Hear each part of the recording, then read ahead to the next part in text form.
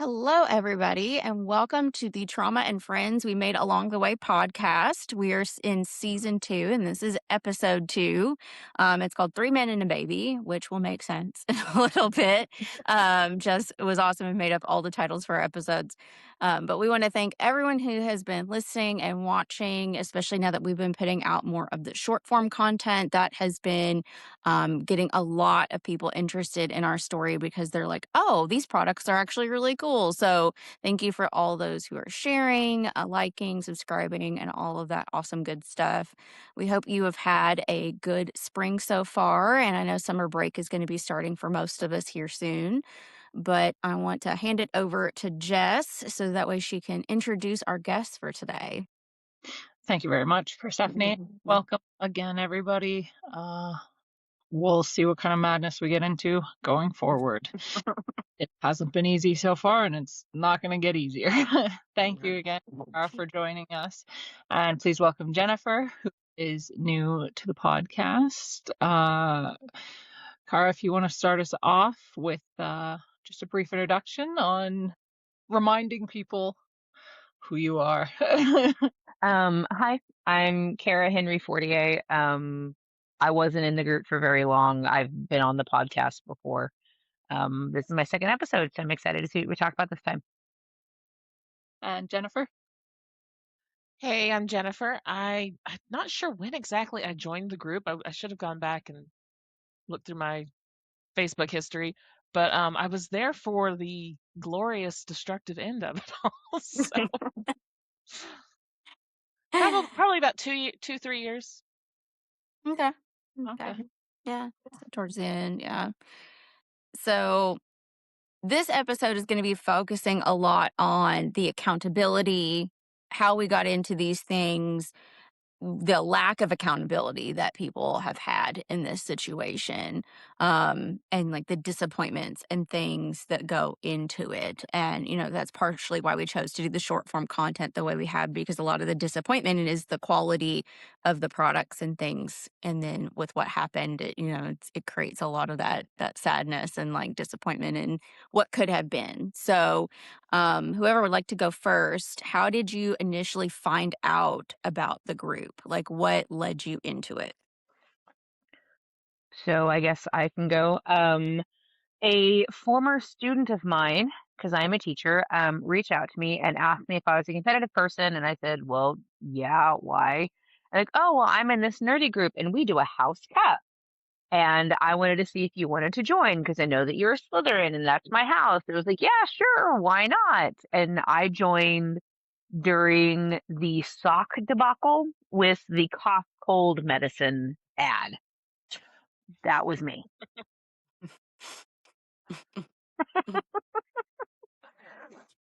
How about you, Jennifer? So it started for me with a bracelet. My friend Lindsay, who I think has been on the show, an actual in real life friend, she had this really cute Harry Potter charm bracelet with all the Horcruxes on it, and it was just really cute. And I asked her where she got it, and she had mentioned things about this nerdy Facebook group that she was in, and I had kind of laughed at her a little bit for being in a nerdy Facebook group. But she was like, "Yeah, join this group, and you'll see all the stuff about how you can get on these different companies of the jewelry." And really, I joined it I just wanted the damn bracelet. I didn't know what was going to happen. Not the That's damn that's scarf, I the think damn sad bracelet. because it's like, Yeah. I just wanted a bracelet. I Yeah, didn't want I didn't want complex PTSD. yeah. Like Right? that should be our T-shirt. All I wanted was a bracelet, and I walked away with PTSD. I walked All I away with wanted it. was bracelets and I got the stupid PTSD. I'm Yeah. writing this down as merch ideas right here. Like I'm serious. With your permission, Jennifer, of course. I did get the bracelet eventually, and I think I may still have it. I've Oh, seen your posts recently with like the few yeah, things that you've held on to. And yeah. and that's what makes me so mad, not to jump ahead on, but like No, you're fine, some you're of the fine. stuff that they made was actually really good. Like they were Yeah. creative and talented, and that's what Mhm. pisses me off is like the lost opportunity of what they could have done if they had just been decent people. Yeah. No, and that was the whole point of this episode is because, like, looking at it, I'm like, like, I mentioned in my little short videos, like, I used one of the lips, the horror lip, for my wedding, and it didn't come off the whole night. I don't think I reapplied it. I think one of my friends who was there, who was also in the group, she, I think, like, touched it up, like, one time in the like, towards the end of the reception just for, like, the last pictures, but I'm like, "That's a long day to have that stay on and barely have to touch it." And I'm like, what kind of other quality have you found in other, like, makeup like that, or some of this Yeah. jewelry? Like, I know some of the jewelry, some people said, "Oh, like, this one tarnished or something," but that's gonna Yeah. happen. But I'm I like, mean, I it still was have cheap. It was plenty. cheap costume jewelry. Right. I do Yeah. remember defending them when how you don't you're doing it by their initials, right? Yeah. Because I remember when E was complaining about some negative reviews she had gotten, and I stood up for her. I was like, y'all, it's a $13 box of costume jewelry. Like, you're not gonna get something from Tiffany and Company. Yeah. But that aside, like, it was it was it was creative and it was cute stuff. Yeah. The It was ideas were cute. there. Yeah. Yeah. Well, and it's like, especially at that time, I think a lot of people are forgetting there really wasn't that much fandom stuff No. for women and girls. Mm-hmm. It was a lot of like just t-shirts or, like it was more focused towards like the male end of that spectrum. So having this kind of fun, whimsical jewelry that you could dress up with or dress down with, whatever you wanted to do, that really didn't exist. Hot Topic didn't have a lot of that stuff then. Like now you can go on like a million different websites and things and get cool stuff, or Etsy. That all that was still in its infancy because we're Mm-hmm. talking like this is over 10 years. This is not a Yeah. now thing. So getting that was actually pretty on the more unique end. And it was stuff that, yeah, like you said, you could wear it. Like, there was one of the necklaces I wore basically every day, I think, for like 2 or 3 years. And it held up and it was decent. And again, for something that costs like, oh God, I'll say 10 Canadian dollars.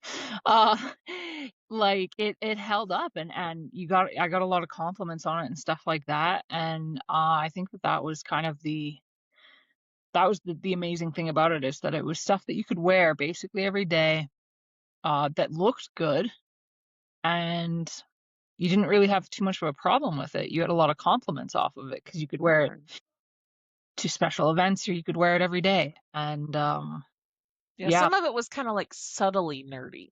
Like Yeah, yeah, if you didn't know exactly, what the Death Star looked like, you wouldn't have clocked that they were Death Star earrings. yeah, right. yeah. Or like that, I still have my little like secret garden bangle, like the little floral bangle. And I'm like, no one's going to know that that's like technically a fandom thing. It just looks like a floral, like resin bangle, that you can get in a bunch of places. But it's like that has held up really well. That's unless I smash it, it's probably not going to have anything happen to it. Like, some of these pieces, like you said, they're subtle, they look nice with things. Like the Lord of the Rings little things just look like gold hoops unless you really look and see the script on it, a lot of that stuff, it was just very Class, nice to wear. what it was.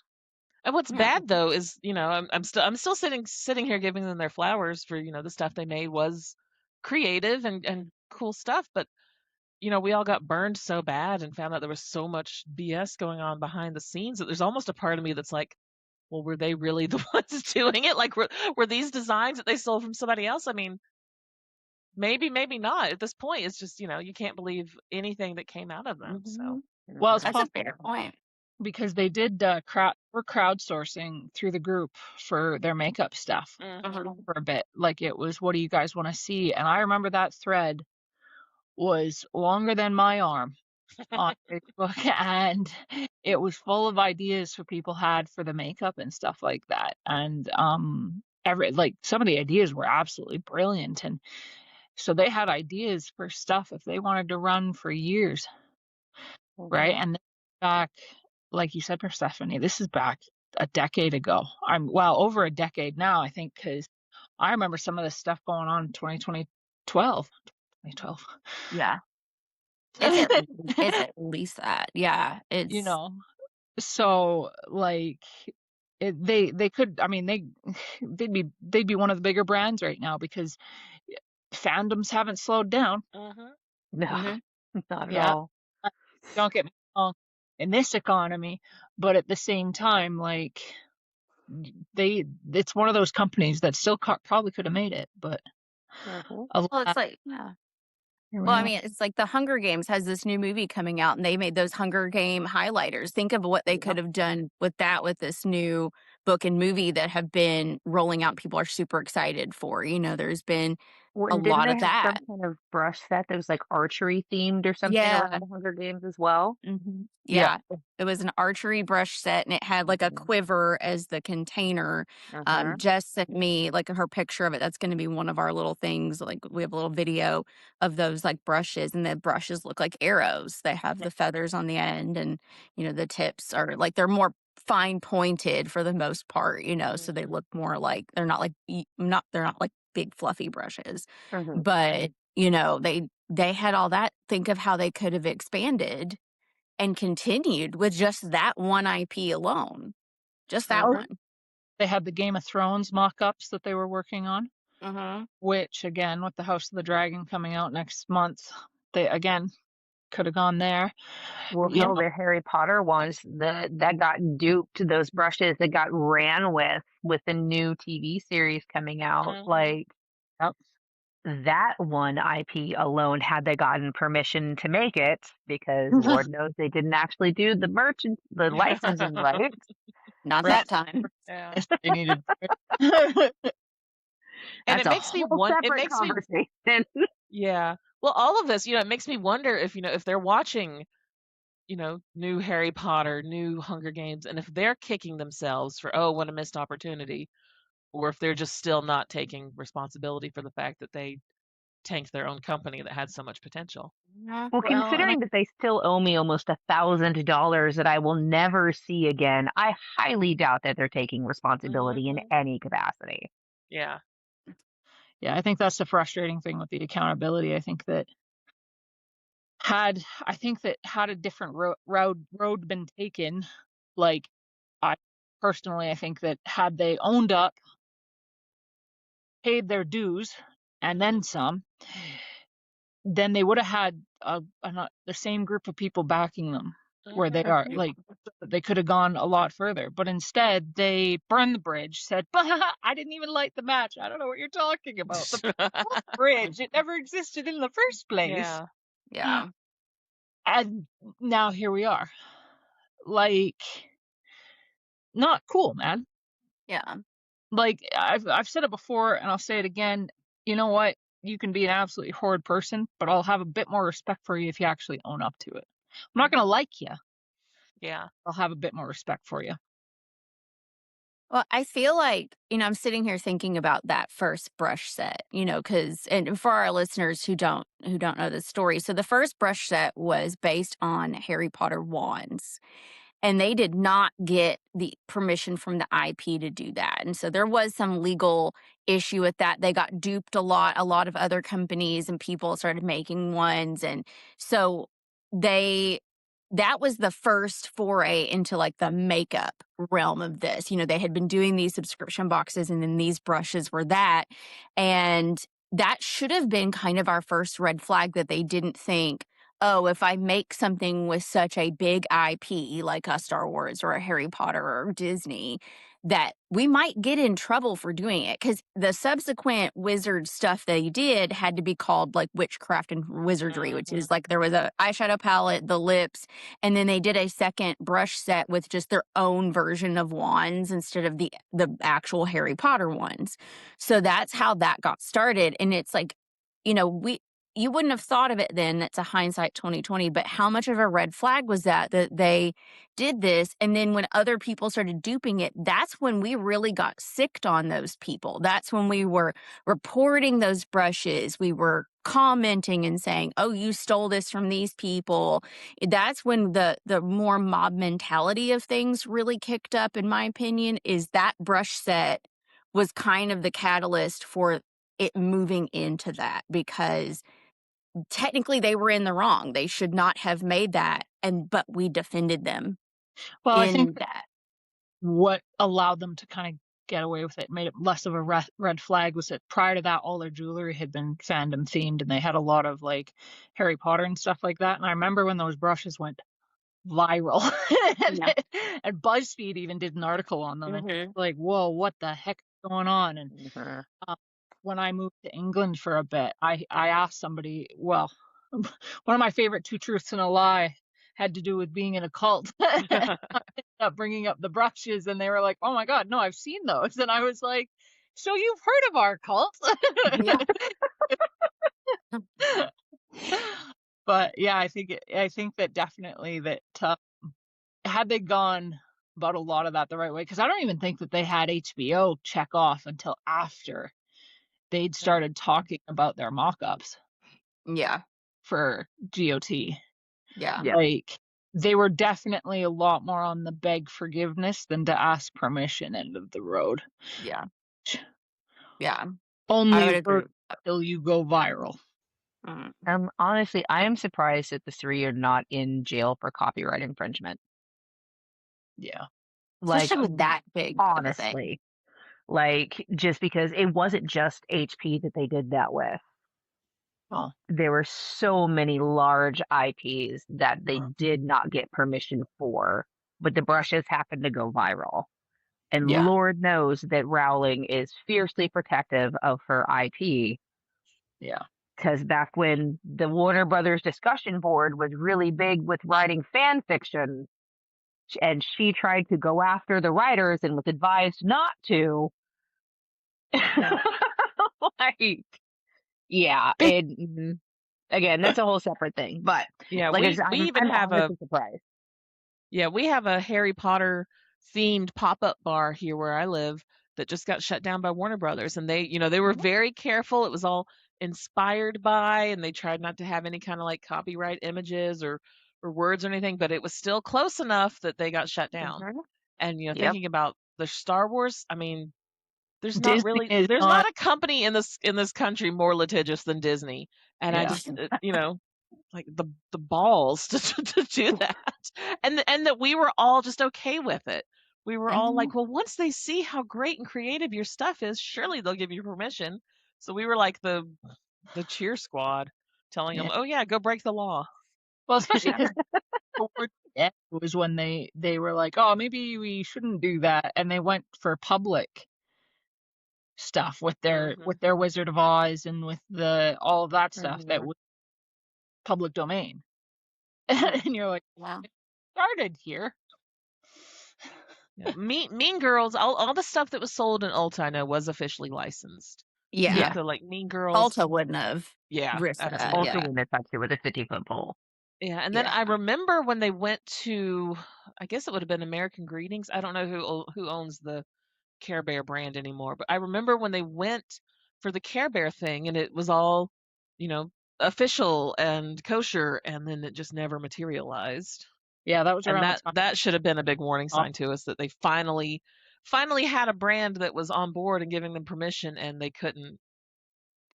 You know what's funny about that? go I that way. actually I did a huge like photo purge recently, and Uh-huh. that's where I was like finding my little influencer pictures, and I was like, oh, I'll save these because I'll post them. And I found, remember they did that makeup contest where they wanted you to do a little Care Bear look, and a lot of like I drew like a little makeup heart and like a pink lip, like on my and into my nose, and they wanted you to post and tag, and I saved it because the Care Bear brand liked my picture. And I'd saved that. I was like, "Oh, this is cool," because they encouraged that as, like, sort of a little competition Mhm. because they had just made that deal with that IP or, like, they were working on that deal or whatever. And Yeah. then you're right, like, they never made a palette, they never did any brushes, like, nothing ever Yeah. that Material. they did that, and then that was it, like, that little contest, Instagram thing. And I wanna know why. That's the thing, I was never somebody who was super involved in a lot of the drama, but, oh my god, I was always the Michael Jackson eating popcorn gif, like, watching everything go down, and I wanna know so bad, like, why did that deal fall through? You know. Well, and I just remembered, didn't they go after Hot Topic at first for creating book palettes as well? Oh, Yeah. They yeah. did. Yeah. So, Mhm. like, and then they went and had a meeting with them to partner with them or whatever. But I remember they were absolutely just pissed that Hot Topic was like, we also do book palettes. And they're like, well, that's yeah. And I'm like, well, where did Harry Potter come from then? Like, what are we doing? Like, Yeah. use your public domains and then run with it. But we're playing with fire otherwise. Well, and Hot Topic has the money to do it, and if you didn't get there first, it's not like you patented the idea. Like, technically, they can kind of do Well, I mean, it sucks, but, you know, like, you technically stole first too, you know, at least Hot Topic has a deal with most of these IPs kind of just in the running, like, that's why when you go in there now, it's less goth punk stuff like when I was a kid, and now it's just all, like, you yeah, know, fandom stuff. It's Well, all that's because they bluey bought right Claire's. now. Or Claire's Yeah. bought them. Yeah. yeah. I miss it being a garage band, like underwater, like underground band. I Yeah. miss my safe space for Hot Topic. Oh man. Yeah. You know, like I do know that like their jewelry and stuff got so popular that I actually received gifts from like it wasn't it like I don't want to say the name, but it wasn't like O Crate. Wasn't that the name of Yeah. Oh, yeah, yeah, the yeah, yeah. Again, I yeah. don't want to say the name of it and get in trouble. But no, so I had students who actually had bought some of those and gave me jewelry pieces from them before I was ever in the group. Yeah. And I still Yeah. have some because my students gave it to me. So of course I'm not going to get rid of stuff that my kids have given me. But like I still have some of those jewelry pieces and they hang from like my rear view mirror as like little bangles and things to remember my students by. But like 14, 15, 16, 17-year-old kids got in on this, not just people in the group, but like the deception just got so widespread with a lot of innocent parties. Yeah. Yeah. There was, I mean, it was even in the group. There was somebody in the who was, if I remember correctly, she was under 18 when she joined. Mm-hmm. And they, took advantage of that. Yep. If it's the one you're thinking of, it wasn't it the daughter of one of the really active members? Baby Snake. Sorry? Yeah, yeah. Baby Snake. Oh, okay. No, there That was was her nickname in the group. another one from Canada, I didn't know Oh. that one. I only knew from, Baby Snake. from Manitoba. Oh, so there's more than one. There you Yeah. go. I'm not surprised. I'm pretty sure that my former student joined right on like their 18th birthday or something. Yeah. Yeah. Which Yeah. 18 is not the magic number of being a grown up. It's just No. this arbitrary thing we've picked, you know, like Yeah. I think back to myself at 18 and I'm like, yeah, I was not a grown up then, Your you know, frontal and lobe doesn't develop especially until you're like 25 years old. Please. yeah. Like, And then you know, like all the scams and stuff that are going on, you're just like, oh God, I hope they didn't ask someone that young. Like I actually one of the short form contents I'm going to be posting is I actually went back through all my messages and found the actual scam conversation and I screenshotted it and I like edited certain things out because I have like a screenshot of my PayPal and like, you know, I went through and edited it and I'm going to post it and be like, this is how they would do this. And I'm like, did they go and ask those teenagers, you know, those 17, 18-year-olds the same thing? Because that's going to extra piss me off. At least I was like a grown adult and like had my own agency and like a job and whatever. Yeah. Did you go and ask teenagers? Because that's going to make me even angrier. You Well, and know, I like, think they Yeah, did. I me. think I remember the mother of Baby Snake that you're referring to. I think I remember her saying that she. Oh yeah. It's some of That's this has what been a lit while, Mama but Snake up. I think she offered her one of the one of a kind prototypes that were oh my offered to God. 50 other people. Yeah. If I hear prototype, it's like a trigger word for me, like deconstructed food. That's my huge trigger word. And now prototype. It's like that for me. Like, Yeah. if I hear one more like, or blank Waffle. Starbucks cup, Yeah. because that was promised all, you know, like, oh, we'll make you your own Starbucks cup of whatever you wanted. Because when I was doing the screenshots, I found she promised me two. I A Laura forgot London about the one fucking and cup. something else. I Yeah. forgot about the fucking cup. That was one of the last things, like, because it was right when everything was really coming clean and coming to Imploding, light, and you mean? everything was falling apart. And there were these Halloween Starbucks cups that everybody wanted. And one of my best friend that I actually made from the group, she was like, "Oh, E says that she's at Starbucks and she can get those cups for me." And I remember telling her, "Do not send her any money. You will never get those cups." And she's like, "But I want them so bad." You and won't get it and though. she did, Keep wanting and them. she never got them. And I think I was angrier about the Starbucks cups than she was, because I was the one constantly being like, "Hey, so where are those cups?" And because E would still post in the group about stuff, and I would always comment like, where's those cups that you promised so and so, and silence. Remember, her cat knocked him over. Oh, I don't think. That's Yeah, well, it was also she was already at the Starbucks, so she was gonna. So she said she'd pick them up for anybody who wanted. Send her the cost of the cup plus shipping plus money for like gas. I'm like, bitch, you're already at the Starbucks. We don't need to give you gas money. yeah. Yeah, it was. Yeah, It was. I want to go back and find the cat screenshot because I remember when she said that I was like, they broke all of them. Like the all of them broke. Conveyor belt with the the cat. dead cat that she got arrested for not vaccinating, or was a different cat? I don't know. It's just- No, this is just the cup knockover cat. Yeah. There's Yep. so many so much cat drama in that group.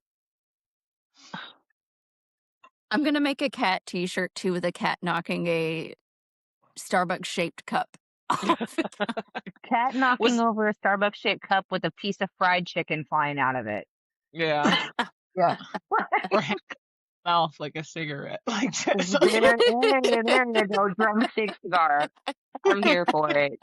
Yeah, that was also when she was still doing the all those custom boxes that I don't think anybody got a single one. Oh, I ordered 2 of those and never got either one.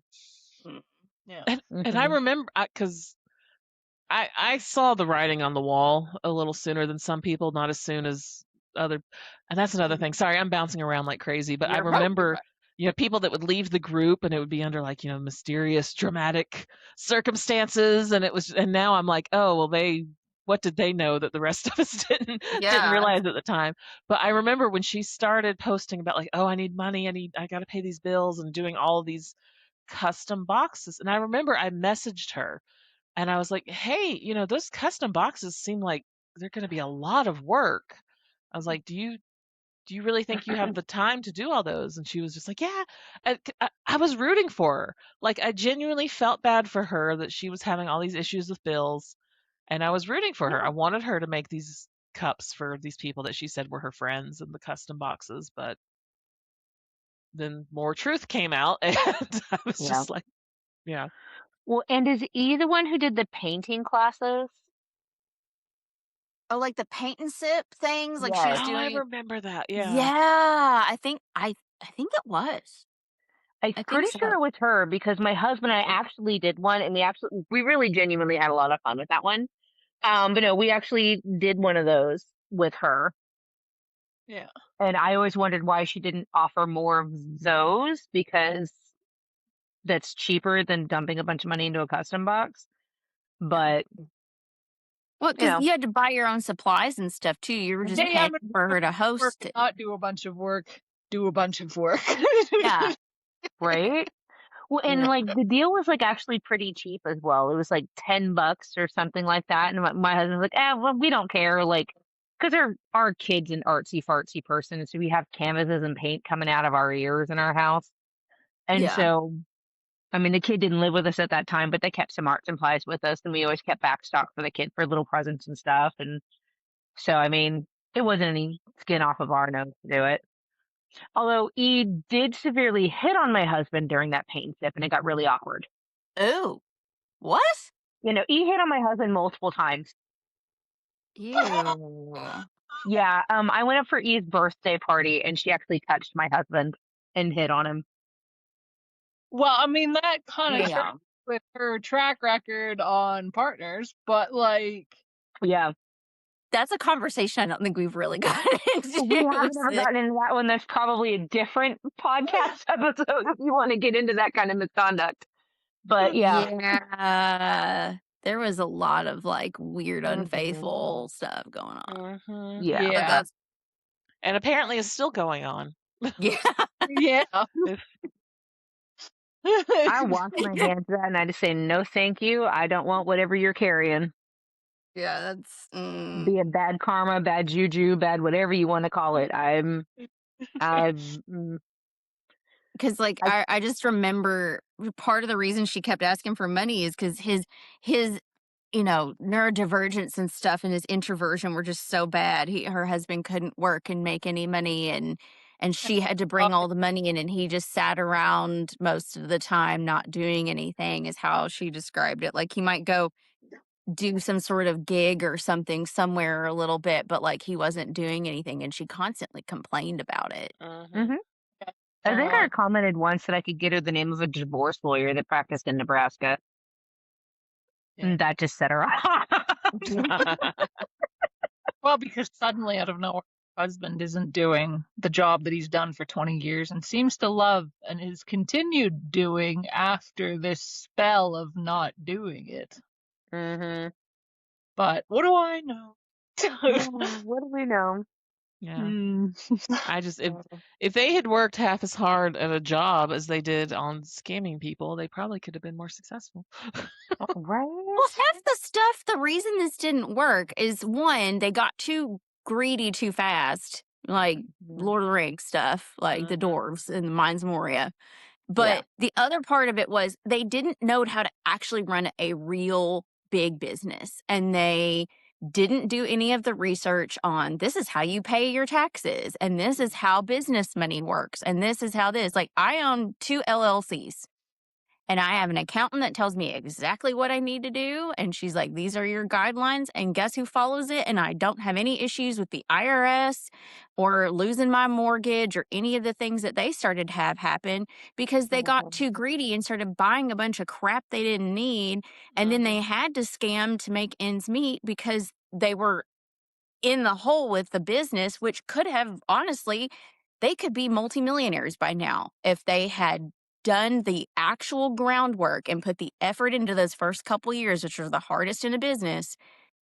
It would have been so much easier, and probably none of this would have happened at all. And we would probably still be buying their stuff because they would have put the effort into the business, Yeah. focused on that. But instead, they were like, we just want the money. We want to buy multiple VR headsets for children that don't use them and crazy, weird dishware and buy these big houses too fast instead of living within your means, building the business up, and then you have all the profit. You can do whatever, you want with Yeah. at that But point. I think that that's mirrored almost in what Kara said about the paint nights versus the boxes, right? Like the paint nights, arguably to some degree, are a lot more work than telling people you're going to do X, Y, and Z and never following through. Like, so she's going to, like, I think that shows there the whole, like, I'd rather do as little work as possible for as much money as I can rather than, even though it's not like paint nights, I know are work in regards to planning it and putting it in and everything like that. But they're so they're arguably more work than telling people you're going to do X, Y, and Z. But they're Yeah. arguably also less work than creating a whole bunch of custom boxes. Although unless you're never actually going to do anything about that. Yeah. So I Yeah. think that in and of itself, like, proves that it was never really about Yeah. Why spend time painting tumblers when you could be sending people emails about, "Oh, I accidentally refunded your order," and copy and yeah. paste is a lot Mhm. less work. Yeah. Just a pure laziness because it's like, I I don't get it. I have a Capricorn stellium in my astrological chart. We're workaholics and all, like we believe in building like long term, like I'm going to be able to retire kind of wealth, like, and I've got other business things I'm working on right now with some other people. And we've all agreed, like, this is the timeline we want to have. Like, we want to take this time Mhm. so we know we've done it right. Like, these are our duties for these different things. Like, we've been able to delegate. And it's like, I know it's so frustrating to have to do that work, but it's like, but once you've done it, then it starts just doing it on its own. Then it becomes this, system that refills itself. And yeah, you might have to put out a fire or two, but it becomes something that interworks and then you can work on the next thing. And it's just, I don't Mhm. get that level of laziness to Mhm. where then that laziness abuses people. Yeah. Can There's you one thing. Yeah. Sorry, go ahead. Sorry.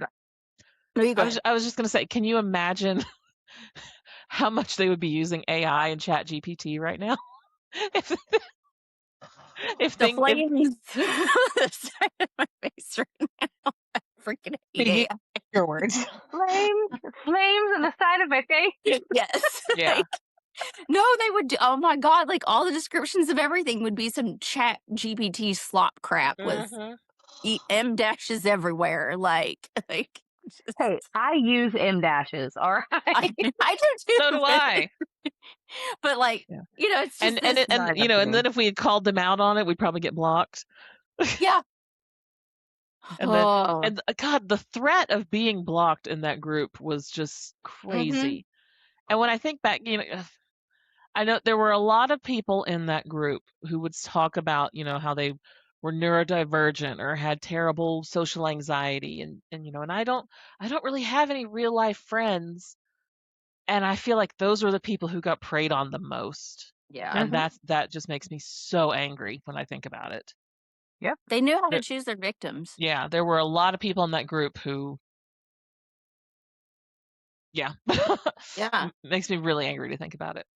Well, because you Yep. go into this group knowing so many of the rest of us are neurodivergent, Mhm. chronically ill, like a lot of introverted people or loners, and that's why it felt so safe because we all had such similar Mhm. experiences Mhm. that we could, and that's why we supported each other so often when someone started a business. Like one of the episodes we want to do is invite some of the other small business owners who were in the group and how it affected their stuff after, because I know several who stopped having a business at all because it stressed them out so bad, because then they'd feel bad that they couldn't get something shipped out because people would give them crap because they're like, "Oh, you're just like a triplet because you didn't get Yep. us our thing on time." We Mhm. saw a lot of that after. I know several people.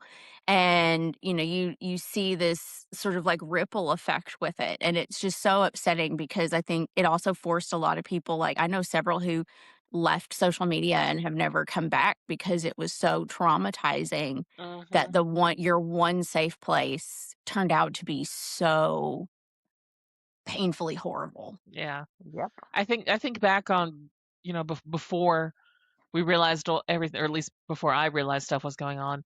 And it'd be a post about a cat, or hey, did you guys see this new movie trailer? And all the comments would be like, hey, I sent you a PM. Hey, I sent you a PM. Hey, check your DMs. And at the time, it was like, oh, she's so busy. She's this successful businesswoman. And now I realize that was another way that they were just taking advantage of people because it was just so mysterious. When Yeah. really what those DMs were about were like, hey, did you fix the thing where you stole $1,000 out of my PayPal? Hey, can you check your DMs because the thing you promised me never showed up? Hey, And it was dude, Mhm. where's just my shit? so when I finally realized why people were commenting all the time, check your DMs, check your DMs. It just pissed me off so bad. And when I think, and I know the purpose of the podcast is to talk about, the friendships and trying to find the positive stuff that came out of it, but I'm still just really angry. I think because Mhm. of the lack of accountability, the lack of any kind of monetary justice. It just pisses me off so bad that they were criminals and they were doing criminal activity, and I just can't sugarcoat it. It was like, well, we all good friendships came out of it. I'm like, no, they need to go to fucking jail. And that's the saddest part of this, because our next episode is actually called Crime and Punishment. We're going to be Mhm. talking a lot about the crime aspect of Yeah. this. And it's so frustrating because as I try to explain to a lot of people, because a lot of my family are in the legal field, laws are only as good as those who enforce it. And, for example, the American Disabilities Act, it does not have an enforceable entity. So you have to sue personally in order for something to change. And how many people with disabilities have the money and time and energy to deal with that? Mhm. And it's the same with this kind of stuff. Like, there are entities that can enforce certain things, but it depends on the laws of the state you're dealing with. And then you've got that and the fact that there's international. A lot of times people don't want to touch international stuff because there's not really like a unifying body for a lot of that when it comes to this more white collar crime, like for murders and stuff. Yeah, they'll work together to extradite a lot of the time. But when we're talking this kind of, excuse me, scam stuff, there really isn't one entity you can go to. And when you try to go to these other entities, they won't touch it because, well, then this state's involved or this is involved or the internet was involved. So that makes it federal. Well, then the federal doesn't want to deal with it because the international. So it's like, where do you go for this justice? And it just doesn't exist a lot of the time, which is why so many scammers can continue to do what they do, not just these people, but like the phone scams, internet scams, like Mhm. those IRS ones they do all the time, or when they pretend to be the police and call you. They get away with it a lot because who enforces it? Yeah. Nobody. And, that's the smart thing about the internet is the Mhm. laws don't keep up with how fast it moves. So what do you do? And the fact that there is no real accountability is so painful for so many people. And, a lot of people deserve closure and they're still scamming people. Yeah. Several, of my friends and, some of us are mutual friends with those people have seen them in other groups posting. And when we've tried to warn those groups, the moderators of those groups block us, Mhm. Yep. not them. They block us for Yeah. trying to report it. So then they continue to scam other innocent people, and then they move on to the next group once they finally burn that bridge. They're still doing Yeah. still. Well, Anything to not get a real job. yeah. And I Yeah. think to touch on what you said, like kind of in comparison to the murder end of things, I think in this day and age, as much as we are further ahead with it, I think that there's that, I guess, lack of recognition to the pain that this type of stuff does cause. Unfortunately, with murder and stuff like that, it's physically there. The evidence is there. The body is there. With this stuff, the damage is different because you haven't cut off an arm. You've damaged a part of somebody's soul or a brain or whatever, right? And because the world is very, very slow at recognizing that type of trauma as for what it is, even though the evidence is blaringly in neon in front of them, there's that lack of ability. And I think that especially the internet right now, the internet's the internet is such an interesting thing to me. The social political aspect of it, like all of that stuff is super interesting to me, but it's absolutely terrifying at the same time because how far can those laws reach without overstepping? What does this look like? I will save this for the crime and punishment episode. But Some overlaps. Okay. yeah, at the end of the day, this accountability from them, it's almost as if they feel like you don't have to have the accountability because where's the damage?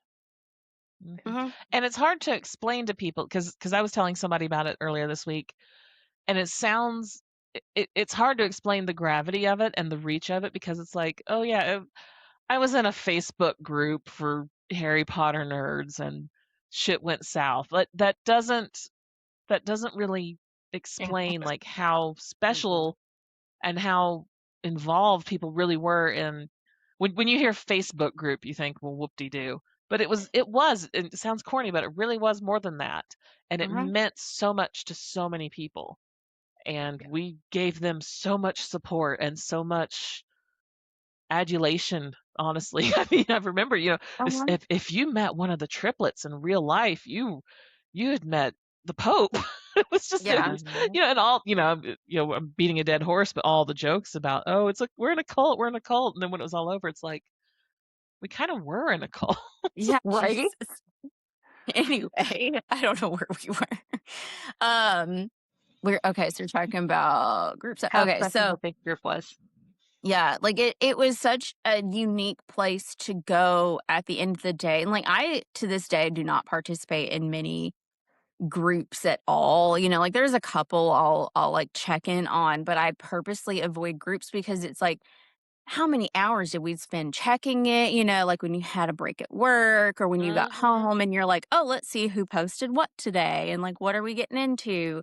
People would write movie reviews like, oh, I went and saw this. People would share their biggest joys like getting pregnant or married or got a new job. It was like this, it was like, back in the day, the community message boards at churches and stuff, in small Okay. towns where people would post their happiest things and you would check it out and you'd be like, oh, I'm so happy for them. Like it was usually so uplifting. And if someone was having a bad day, how many people would drop stuff and check on them, like Hmm. talk to them privately, or we'd send them memes or something to kind of cheer Yeah. them up, like, and then we had all the subgroups for different things. And like when COVID hit and Animal Crossing was the thing, that Animal Crossing group was hopping all the time because we were always like visiting each other's islands and sharing stuff and everything because you were bored out of your mind. And so it was your community hub for the better part of a decade for some Well, and people, it's like we and when that's also gone.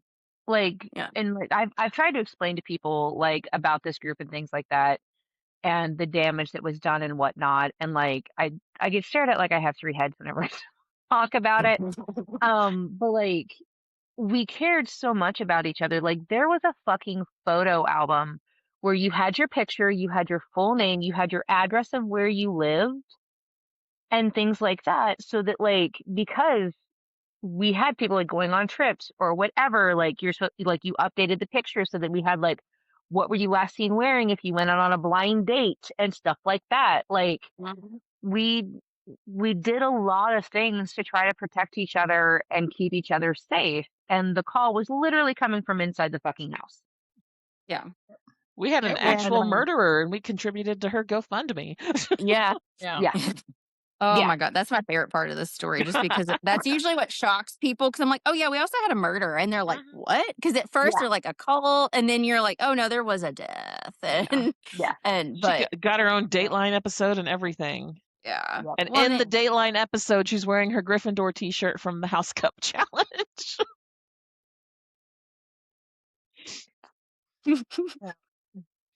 Like, you and it, just have to laugh at it now because 'cause you're Yeah. just like, "What is my life I that will this is say the." though, I think if we had heard that 911 call from the start, we would have known and we wouldn't have given Yeah. given to that GoFundMe. mhm, Fakest yeah, 911 call I've ever heard. But Yeah. Well, a lot of us are true crime junkies anyway Mhm. because, Yeah. neurodivergent AFAB and women are usually very into that. But yeah. it's just, it's astonishing when you just look at Yeah. and we did like secret Santas, like the gift exchange. I Mhm. in my photo dump I found where the person one of the years her husband was in the military and she was sent to Hawaii, didn't really know anybody. She was a professional baker, and I hand stitched a personalized Harry Potter KitchenAid mixer cover for her. Like I embroidered it with her name and did like the HV lightning Mhm, bolt and like some other little symbols and it was her in her favorite color and she like cried because she was mhm, so happy because she had the Mhm. professional KitchenAid and it's harder to find covers for because it's bigger, it's not the little ones. And I sent her some like cool sunglasses and like all these things and she was posting the picture. She was so happy with everything. yeah, Like that's the kind of I still have the coasters someone made me. They made me Harry Mhm. Potter coasters with the book pages. They decoupaged them and like did all that and I was like, this is really cute. It's one of the few Harry Potter things I've kept is like, well, because they handmade this for me, yeah. like I they Yeah. I kept the handmade things. I don't know that I have much licensed merch anymore. yeah, yeah. Yeah. Handmade I consider a little bit different, especially if somebody That like way. took their time and energy. Yeah. But Yeah. it that I think that's the biggest disappointment for me is the way such an tight-knit community broke down, and it broke down fast when it did. Mhm. Yeah. Like, it was not a slow process. Once we realized, it was, what, a matter of weeks to maybe a couple of months. It was not, and so you're Yeah. talking, like, decade-ish long time done that fast. Yeah. It was And it done in under 2 months yeah. when it started to unravel. It was gone in under 8 weeks. Like, it still Yeah. exists. You can still go back and scroll through things, but it's not the same. Yeah. A lot of the people that I, considered friends that I made through the group, we've kind of lost touch because we're not that active on Facebook anymore. We did the big group meetup in Orlando where we rented the house and Mhm. everybody went to Universal Studios and it was great. And I talked to maybe two of those people on a regular basis now.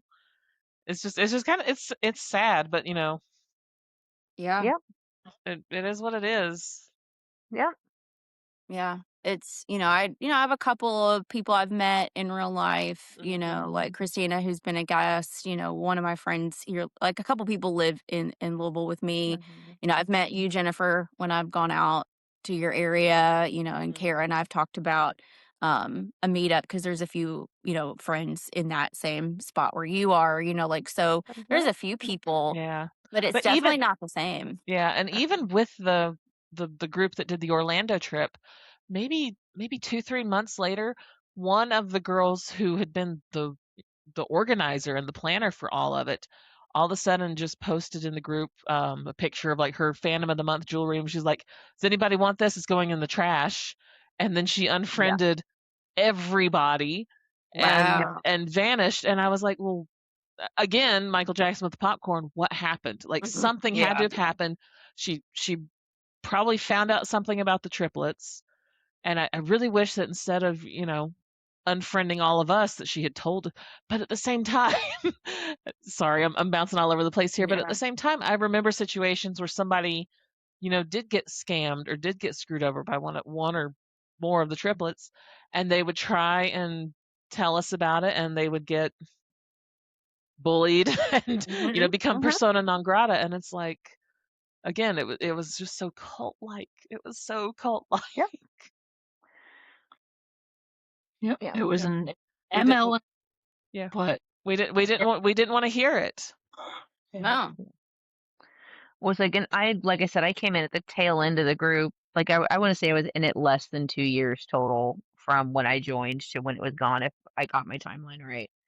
But like, I noticed the cult like elements and everything, and we were like, hey, like, this is kind of sketchy. And like, I got torn apart in that group more than once because I didn't protect the triplets with everything, and I did question them publicly, and I didn't really care. And I didn't get ever blocked. I don't know why I didn't get blocked. As vocal as I was with whenever I did question them and I questioned them publicly, I don't know why they never tossed me. That's one thing I I never understood. With as often as I Mm. got gone after in that group, I never got tossed out of it. And I'm a spiteful cunt, and I refused to leave. Like, I refused to leave. And so, like, I don't know why I didn't get, and that's something that I've always wondered as to why, especially after I went and met E. I went up to her birthday party, and I didn't get tossed after that interaction and how I treated her for touching my husband and just making him uncomfortable. She didn't like touch him in an like a physically inappropriate place, but like her touching him was inappropriate, if that makes sense, because he's not Yeah. comfortable with that because he never met her before. Mhm. It Yeah. was like one of those lingering touches on the shoulder and like kind of like a light rub down the Oh, shoulder no, blade type that's thing. no. And my husband just, first if his skin could have crawled off of his bones, I think it would have. Like, It's one but thing to, like, like, offer a handshake or, mhm, like, or, some of my friends, like, will do, like, the quick little, like, pat hug or something, right. like, that's But you're a fine, but, like, a friend. Like, you've lengthy met him before. My husband was not in the group. My husband yeah, had never talked with this person. Like, we yeah. had never interacted with her. She was also drunk off her ass, so it's fine.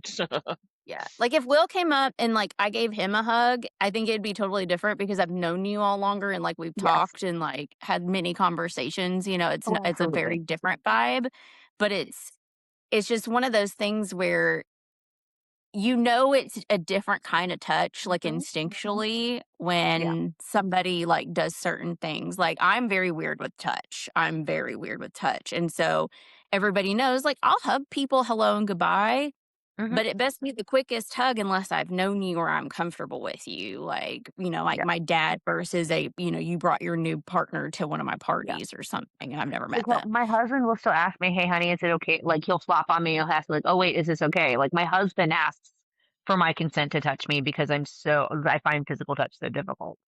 Like, I get Yeah. being weird with touch.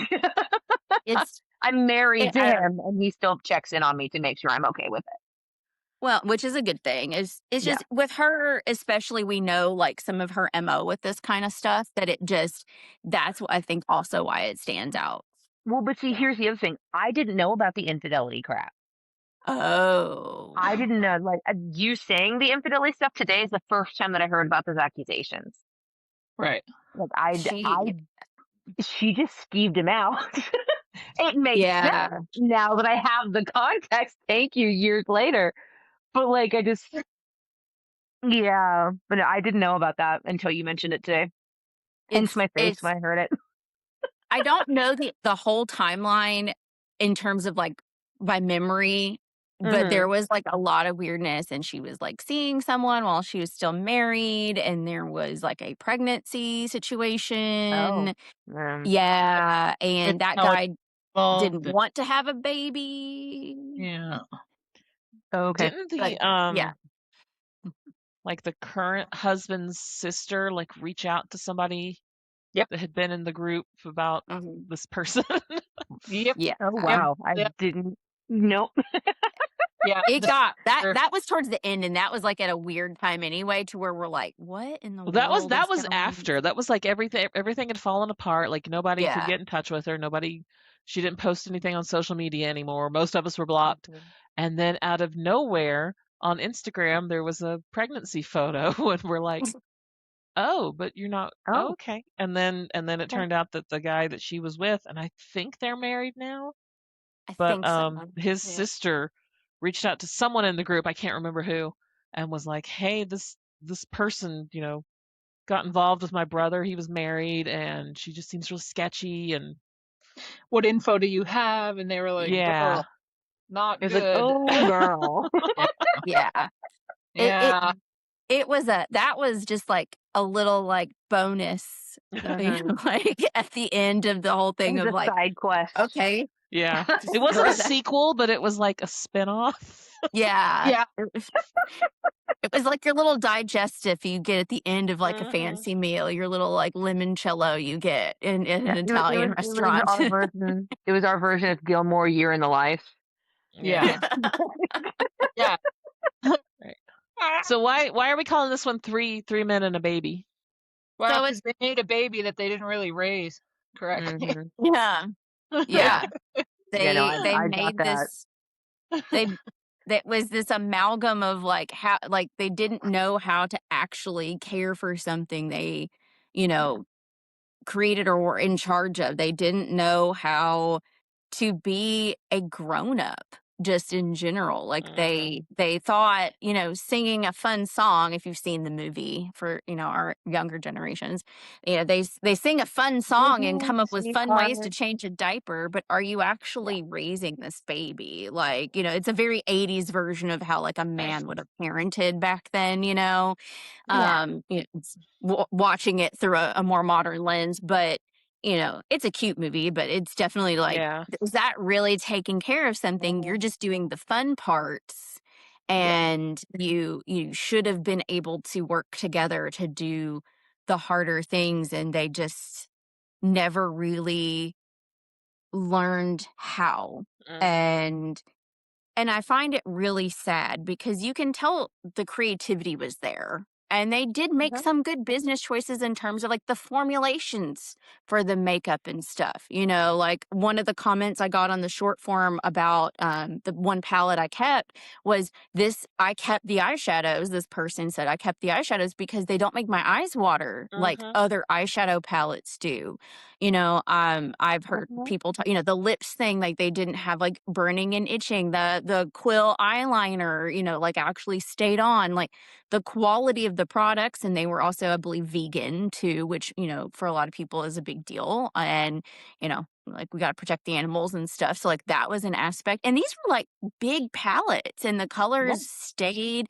The pigment was awesome. I'm a big makeup person, and, I would swatch it and I'd be like, this is not coming off, or it looks how it's supposed to. Cause I hate buying a palette and you swatch it and that color looks cool in the pot, and then you put it on and I'm like, that doesn't even look yellow anymore. Like that looks Yeah. like a weird beige on anybody's skin. So the fact that like these things were such good quality and the variety was nice. Like, Jess has kept more of her stuff than I did. So I'm going to be posting on her. She's kept so many of the palettes, like the little ones and the big ones. And it was just good quality. The variety was there. The packaging was cute, Mhm. which is a lot of fun. Like that Van Gogh palette has that specific little drawer. So if I want to stick some eyeliners in there or some brushes, I can do that. I didn't show the slip cover, but it looks like a picture frame, like a painting frame. And I had taken that off just for the sake of the video. But I'm like, there was effort. The highlighters were actually really nice. I liked those, and I'm not a highlighter girl. So the fact that I liked them, like, everything looked good. It was good quality. Mhm. The brushes were actually heavy. They don't fall apart. They don't shed the little, like, fibers everywhere. They had something so good, Mhm. and Do they you just remember though, because they made a big deal about, oh, everything's vegan, no animal testing. Wasn't there some sort of like controversy when they were in one of those beauty boxes that the products actually were being made in China? I don't remember that. I Okay. remember that there It was an wouldn't issue on surprise me. get everything shipped out. So one Mhm, of the boxes didn't have everything, so not all of their customers received what they were supposed to receive mhm. Mhm. because they didn't get all the product from them that they were supposed to get. But I mean, it's very likely It's that they probably fleeced Yeah, all I or don't like, remember the details, but I remember it was like it was one of the mini pallets mm. that yeah, wasn't part of, buying directly from them or one of their yeah, companies. It was one of those where Was like, it the oh, Little you Women palette? yeah. It was the 3 fairy tale ones because they had a deal with one of the beauty subscription yeah, boxes yeah. for the fairy tale palette specifically. I believe the Sleeping Beauty one. Mm. Um, and that one went out in that box, but they didn't give all the product that the box needed to ship out. And No, so then the box, I meant for Jennifer with the animal testing thing. Was it the Little Women palette? I can't remember. I just remember it was one that There was something with it the was Little made Women palette. I remember big drama around maybe. that. It was one that was made specifically for like one of those beauty subscription boxes. Okay, then Mhm. And maybe that not. when people got it, it was made in China. It didn't have the same kind of label on it that the rest of their merch had. So if one of our listeners remembers this, if you want to like message the podcast like on one of our DMs, Yeah. I can always add like a little blurb Hmm. to this episode, or like do a little short form thing, because And that would be I actually may pretty be easy. remembering it wrong, but I am pretty sure it was a storybook thing. no, I think you're right because I feel like it had to do with that same thing. Like because they couldn't get enough product, I think that they then used a backup that was not because there was an issue. I remember some of them not being the same. Hmm. The palette Well, Interesting. and there was an issue with the Joe lipstick. because they didn't ship out. They didn't all have Joes. Mm-hmm. Yeah, for Mm. some reason. They didn't ship. Yeah, they had a lot of product issues at the end. Yeah. Yeah, the shipping. I remember the shipping thing became the biggest issue. But Yeah. then I've had people message me and said, like they'll say that, but then those people were in the warehouse and they would have boxes That had everything. They just of Boxes of things. product. Yep. And they weren't the ones shipping it out. It wasn't the factory necessarily. Because, like, we all understood during COVID that a lot of things were delayed, like, because maybe the makeup might not be made in China, but sometimes the paper packaging, or like little things, or like the metal pots, stuff like that, because everything is so international. We all understood during COVID shipping was just a pain in the butt for Yeah. Shipping everybody. delays. Yeah, like, that Yeah. was one thing, and they used that as an excuse for the fandom boxes, because I remember that was the time when the fandom boxes really stopped, and I was getting, like, triple charged for fandom boxes, and I had to message multiple times to be like, "Well, I still am missing, I think, 1 or 2 fandom boxes I paid for and never got refunded." Yeah. Because it got so confusing towards the end because they had triple charged me but they wouldn't announce what the box was. And they're like, "Oh, we're having problems getting it." Cause a lot of the jewelry was made in Asia. Like that definitely was. And they were having trouble getting it. And I know that was around the time like that, those boxes largely stopped because of that issue. So I do remember that. And I think a lot of because we were so focused elsewhere, didn't really realize they weren't getting their boxes, their jewelry stuff until like months later. And then you're like, wait a second, Mm-hmm. Yeah. where And I was can't remember. I can't remember which boxes it would be now. Like I know I probably still have the emails because I was emailing and being like, "Hey, like you just charged me $46 3 different times, and I don't have these boxes. Like, can you at least send me my money back?" Or like, and then they just paused all subscriptions after a couple of months, and then nothing ever happened after Yeah. that. yeah.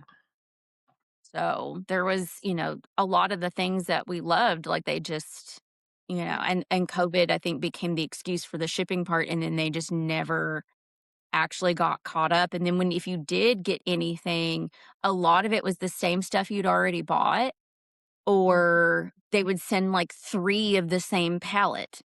So I'm like, but I don't need 3 Mean Girls palettes. I ended up giving a lot of it away to like my sisters and a couple friends because I'm like, well, what am I going to do with 3 of the same palette when I'm not going to go through this that fast? Like I'm not going to, it's going to take me forever, and makeup does expire technically. So like, why would I keep this? So that I've heard a lot of people say is like I kept getting sent the same exact thing when I finally did get something, it was the same thing, so, like, I couldn't use it or I gave it away.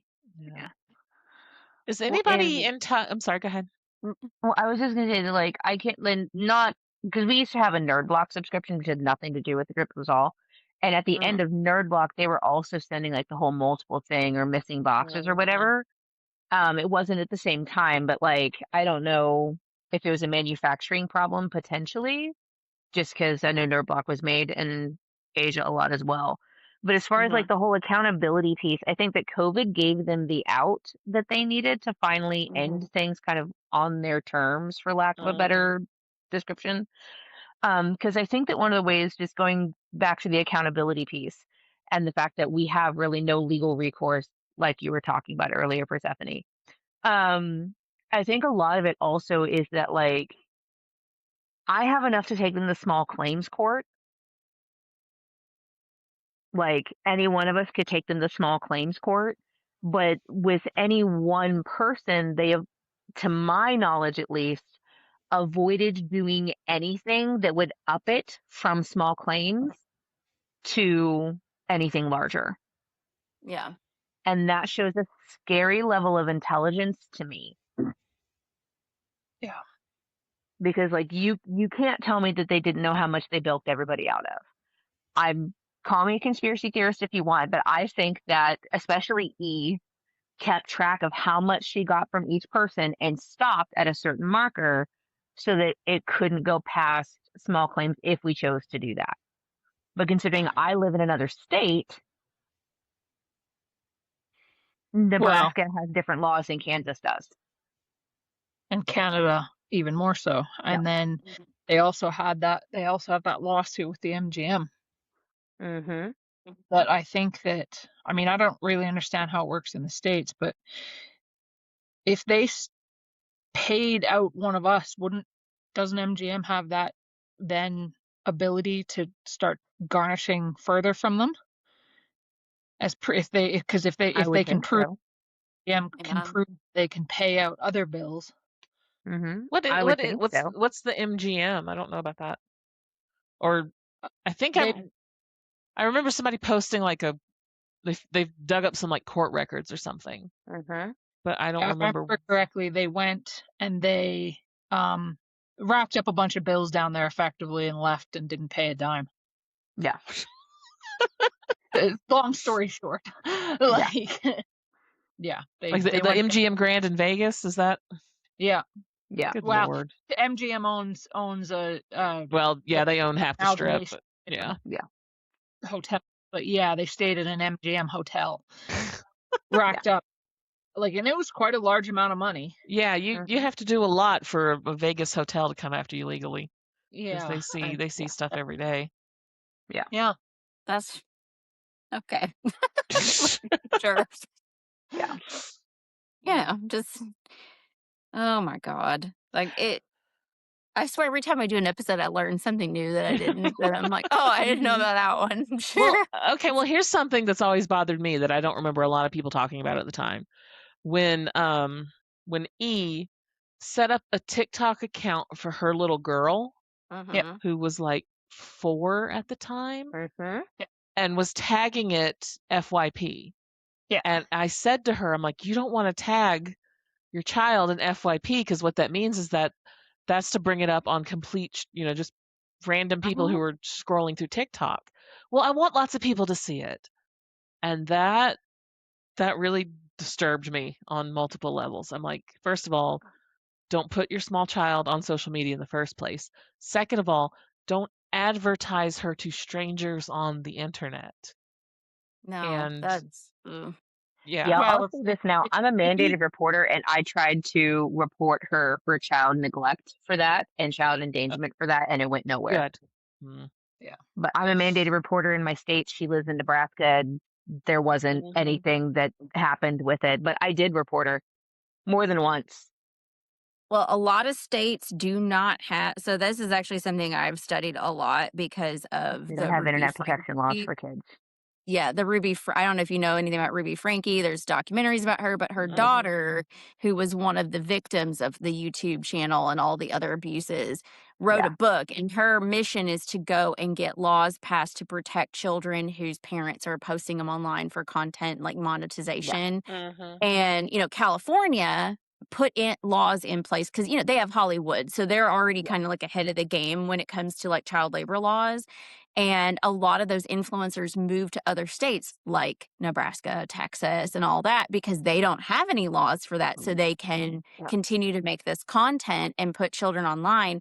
And there is nothing stopping them from doing it, taking all the money. Kids won't ever probably see a dime of it.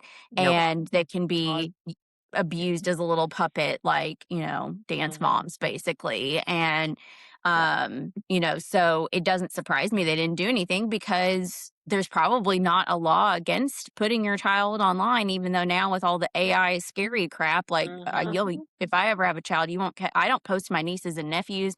If it's a group picture, I put like a thing over their face, like a little emoji or something. So that way nobody can see their faces. And, I'm very particular about that because it is very scary. But to tag it FYP is Yeah. so gross.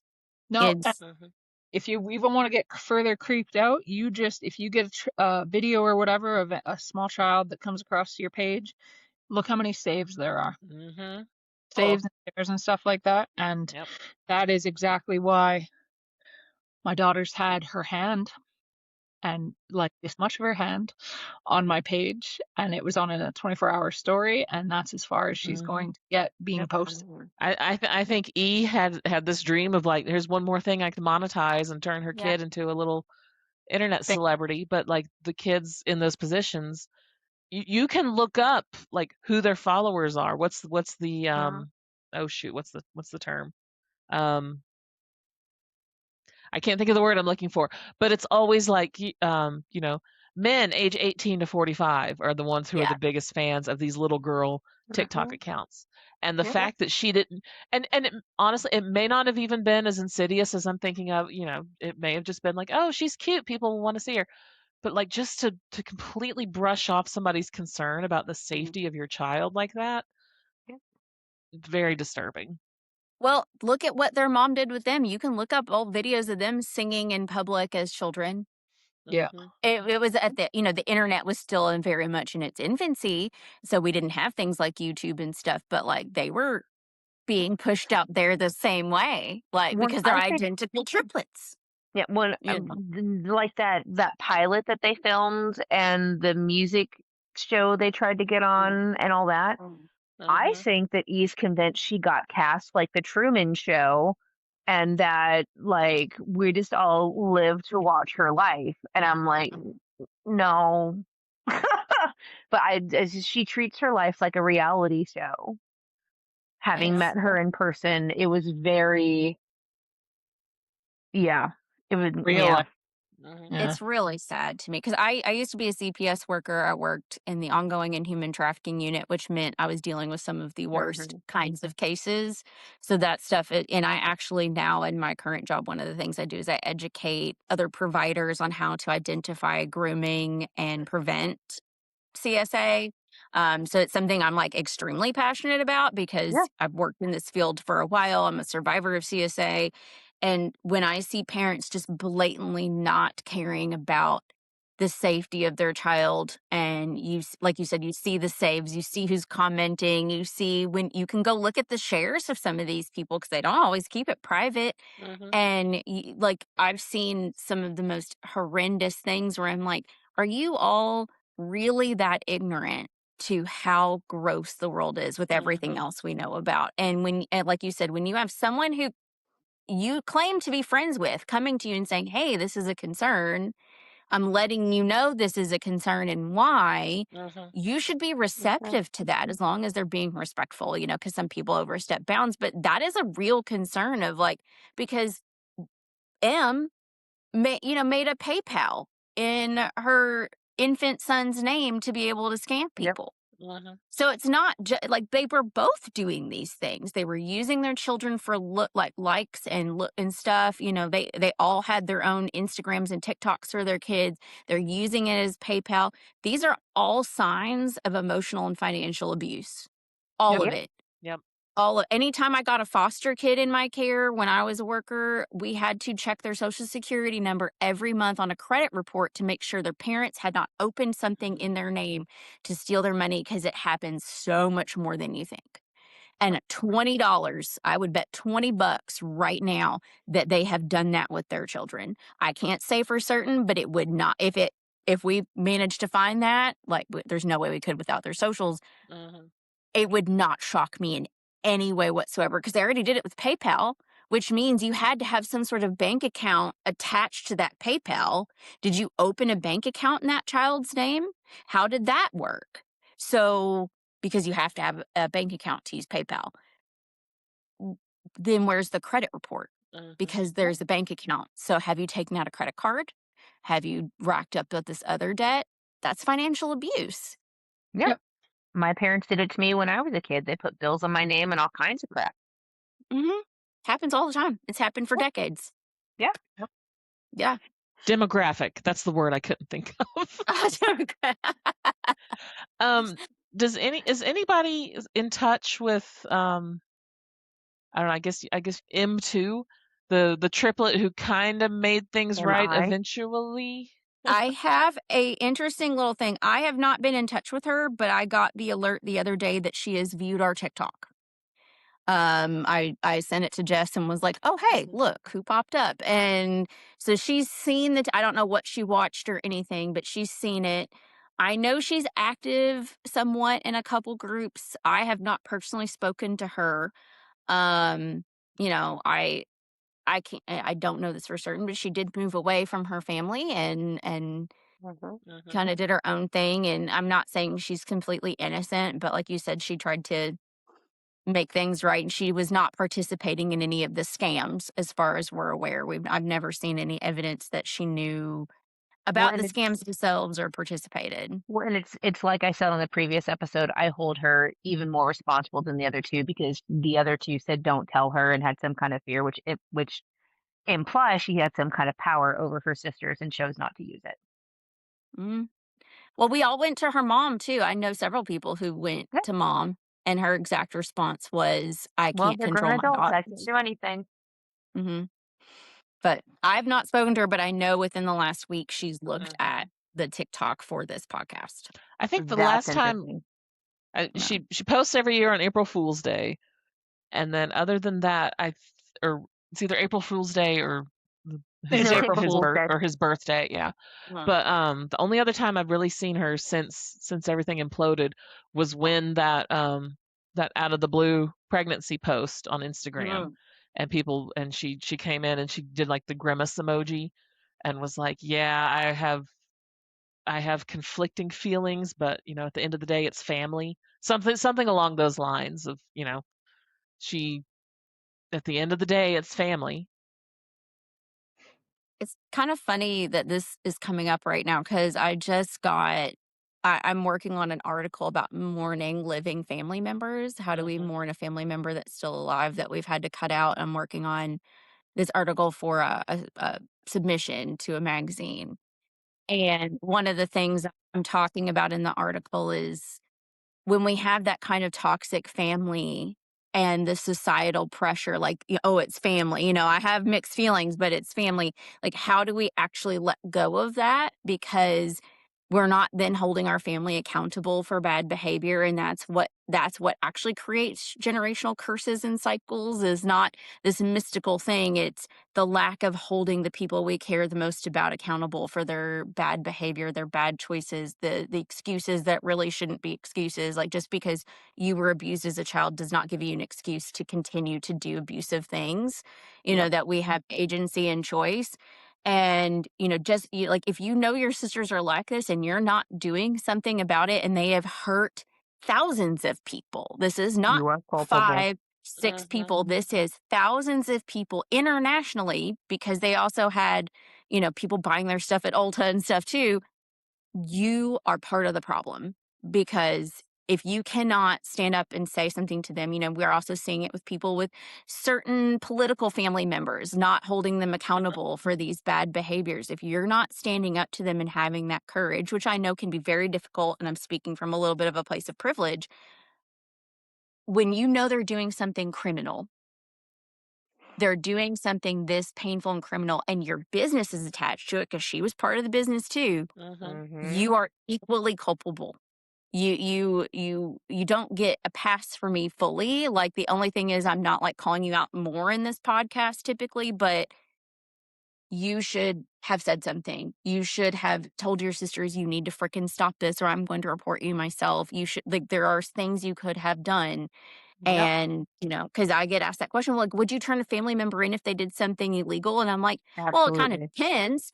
But if they like killed somebody, probably, like because one, I don't want to be an accomplice to that. I'm sorry, I'm not going to handle jail very well. I worked in one. We ain't doing that.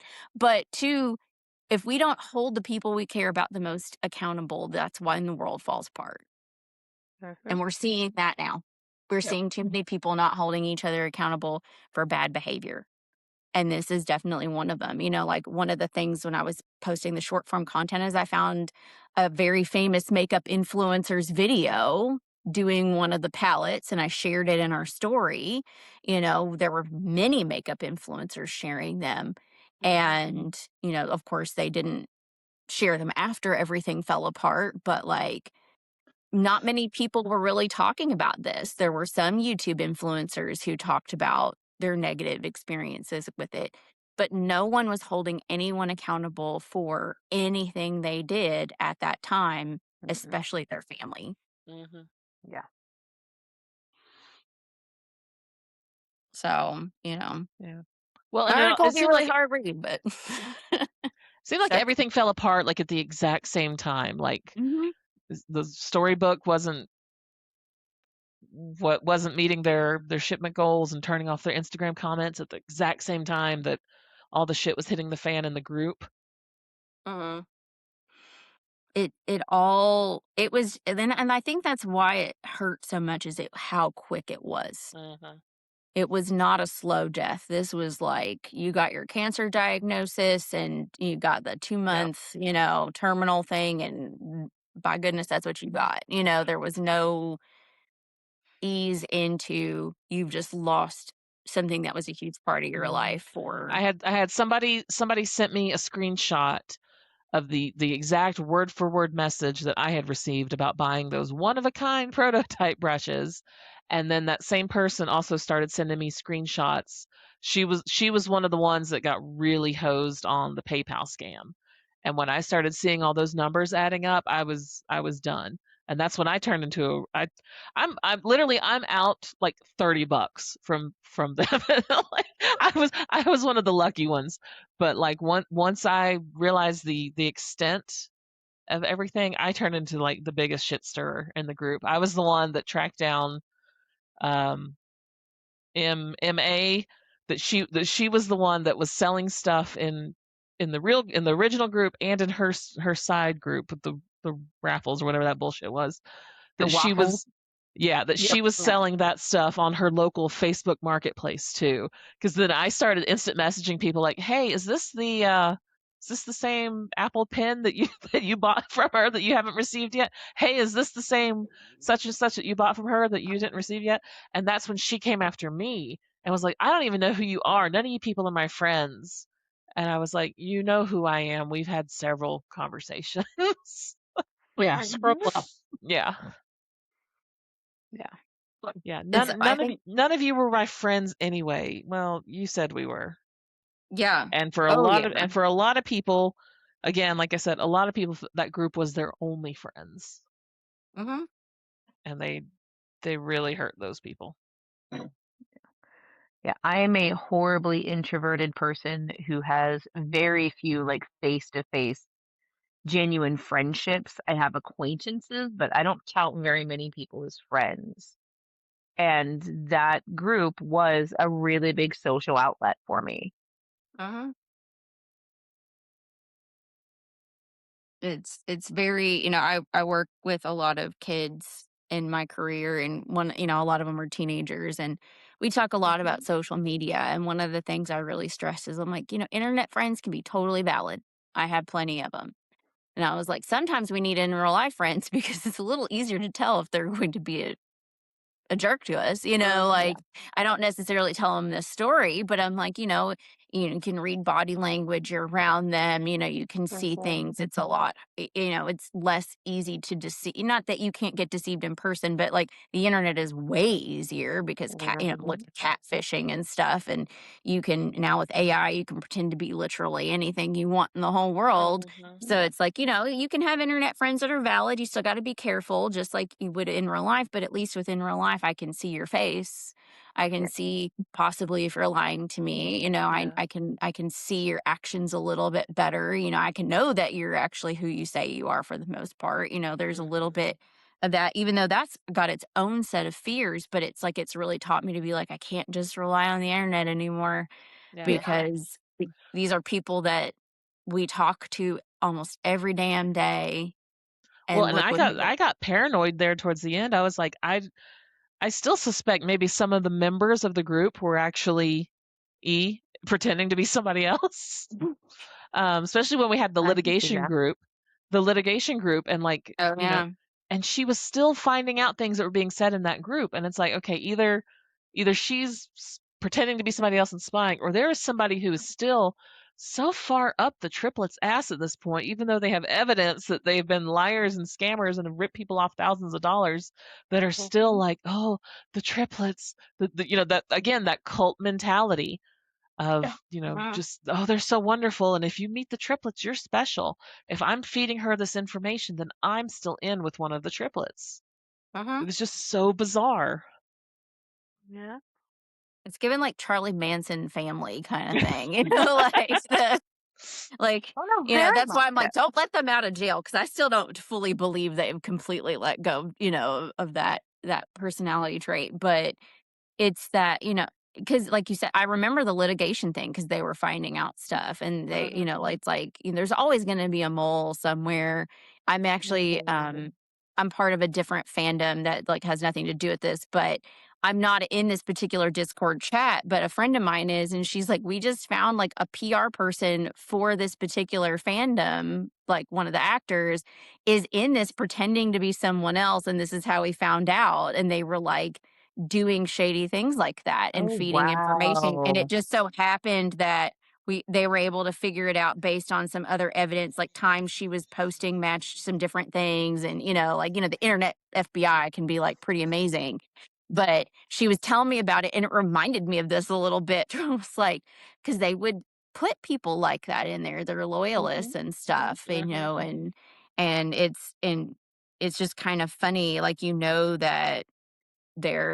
that they do that kind of stuff, Yeah. like, and it wouldn't surprise me if she was pretending to be, you know, a couple people, because it's so easy to do now. Yeah. So Yeah. easy to do. And It it's would just not so surprise me in any capacity. yeah. Well, And it's just so silly because it all started out as like Harry Potter fans talking about jewelry and makeup. yeah. It's such a when you try to explain it to people, I'm like, "Just watch the podcast, you guys, or, Mhm. like, listen," because I don't know how else to explain it. Like, when I think I said this in the last episode, and I was explaining it to my boyfriend, 'cause we've not been together for super long. He's just kinda looking at me. I'm like, "Can you just listen to the podcast?" And, Well, like, because please. yeah, this week at my work, we said something about cults, and I was like, I was kind of in a cult, and they were like, "What? Tell us everything." And I said, I can't. It doesn't make sense because it's a Facebook group for nerd girls, and you just it does you can't really describe exactly It's what it was and how it happened, how it all went Yeah. down. Yeah, a couple comments on the short form, like, "So what did these women do?" And I'm like, "Please just listen to the podcast." Like, I can't put it in a TikTok comment. Yeah, Like, do you have, like, 15 hours to read a yeah. book? Like, Oh, I did have a and lot of fun though there for that like month or so when everybody was posting TikToks about it. yeah. Oh, That yeah. was fun. That's actually how my clients found out I was divorced, because I didn't know that one of my clients' dads had seen my TikTok, and, like, the community I work in is really small, and they were all sending it to each other like, "Did she tell you that she got divorced?" Like, they didn't care about any of the rest of it. They're like, "Why didn't you tell us you were going through such a hard time?" And I'm like, "That's what you took away from that?" I said it in, like, a 2-second little clip of my TikTok. And I was like, "I'm blocking all you all on TikTok. Leave me alone." That's how they all found out, is because I mentioned it in the TikTok about this. Oh, that's hilarious. I was like, "Hold on." And so, like, it kinda cracks me up. So, that's the day I went and blocked every single client on every social media I had. I was like, "I love you all, but I need Yeah. boundaries, Right? please." That was fun though for me again just because I was the shit stirrer and I don't want to be Mhm. part of the drama but I want to know all the drama and I reached a point where I was like okay they're never going to have to face any kind of Mm-mm. legal Yeah. repercussions for this. I was like but at the very least like especially the one who we were just talking about who apparently wants to be a public figure so badly like Mhm. like if you want to be a public figure so badly you need to be publicly shamed for what you did. Yeah. I mean, look at what happened to James Charles recently when he Mhm. mocked the Spirit Airlines employee and Mhm. Yeah. lost like a bajillion followers. And I Yeah. mean, he was already garbage anyway, if you know the Mhm. situation. Yeah. Yeah. But it's just kind of like, we people are getting kind of tired of the lack of accountability in social media creators, and you're seeing more call for, like, actually being upstanding, actually standing up for things, and, Yeah. like, we're having higher expectations for these creators, and which I think is a very good thing, because Oh, I'm I'm kinda here sick of for the it. influencer culture anyway. I freaking hate influencer crap. Um, but, it's if you want to be a public figure, you have to understand everything you do is public domain. Like, you have made Mhm. that choice to put yourself out there, and this is the world we live in. And if you have a bajillion skeletons in your closet, or you don't monitor how you respond to things like he did, Do you're you going to be called think out. because I saw where E is doing, I think it was the TikTok or Instagram live, where it looks like her new thing now is to go to estate sales and buy a bunch of junk jewelry and then sell it online. Yeah. And I saw it was a live of something, and people from the group had found her, and they were making comments and trying to expose what she had done and telling people don't buy from her, she's a scammer. And I cannot remember the exact wording she used, but it was just like, oh, these people are obsessed with me, they want to bring me, or something like that. Like, do you think she genuinely believes that everyone just turned against her? Like I think she she does. genuinely believes that she didn't do anything wrong and she's the victim? You see that a lot now. I can't diagnose her, even though I do Yeah, have some obviously. background Yeah. in mental health, but I mean, she's the it queen of does. Darvo, that's for sure. Yeah, there is a element of a very narcissistic type personality. It would not shock me if she was evaluated and that came back, because it's this very poor me, I did all these things for these people, like there's this very disconnected view, like, because she was one of the ones who said, like, you weren't really our friends, and I don't know what you were thinking. And I think she thinks that she did all these favors for us, because that was one of the things she threw in my face is, when I was going through the divorce and I needed help getting the retainer because I did not have it. And, she threw in my face that she allowed me to post to offer services to like sell things and stuff to like try to raise the money. And that I ended up getting the money as, a donation from a few different people, that because she did that favor for me by allowing me to do that, that I owed her something. Yep. That I owed her a loyalty, I owed her, money and the scams and things like that. I owed her these things because she did that for me, instead of her just realizing I was a woman in need of some help in a not okay situation. And instead of being a good person and just doing that, it became transactional. Yeah. And then, I know I've mentioned in other episodes, I got dogpiled on by people not long after that, because my family had planned a trip. This was my first time meeting my actual father.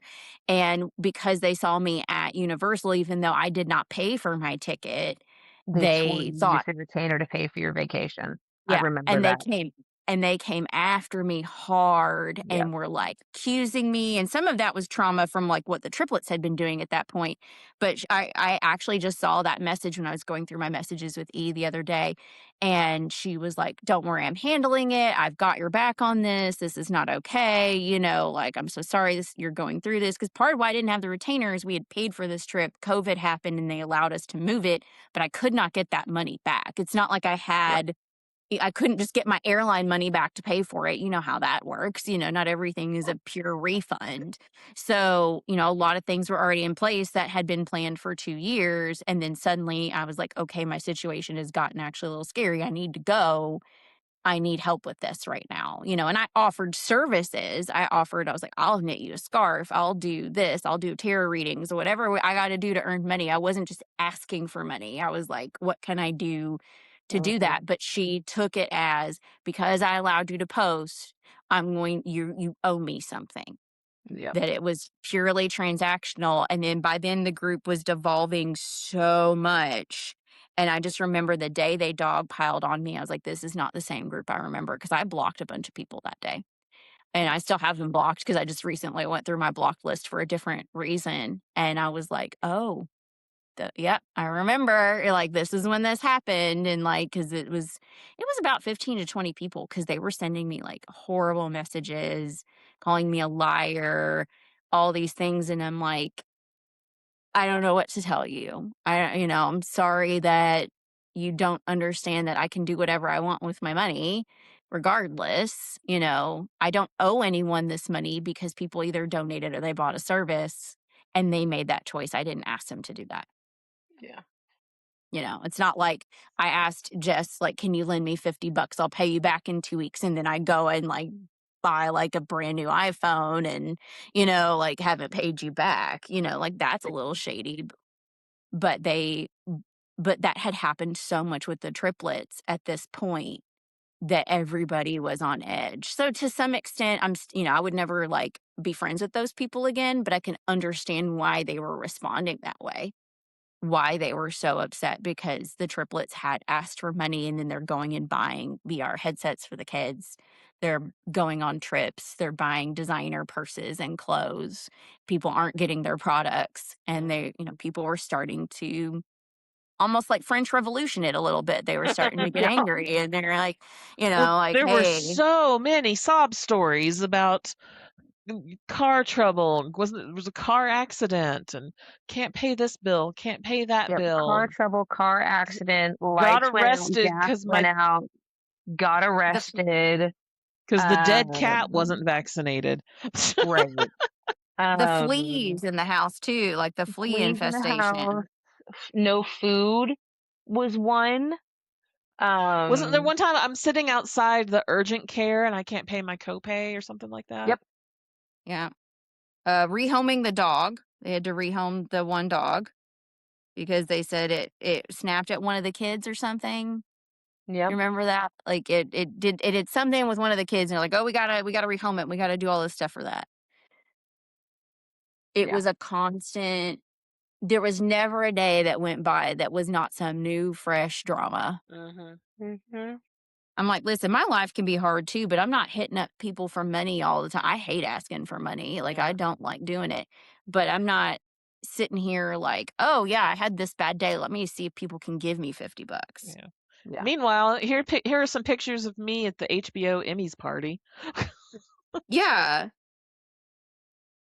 It's yeah. just ridiculous, but so I feel like we're in a good wrap up place. Hmm. And whoever would like to go first, what would you like to say to kind of wrap up this particular episode? So for me, like I said, one of the, and I said this on the previous episode that I was on, like, it's like I said before, I'm a petty cunt. I will never be over this. I will, they went low. I will drag them to hell. Um, I I know that we will never ever get the justice that we need, the justice that we deserve.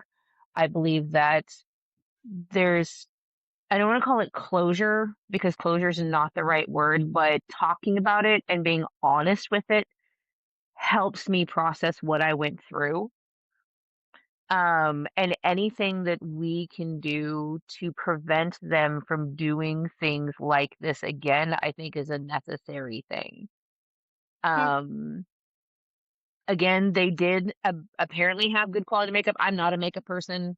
Again, I got into it because of a former student and kids had given me jewelry and things like that. I liked more the art side of it, like the digital art and things like that.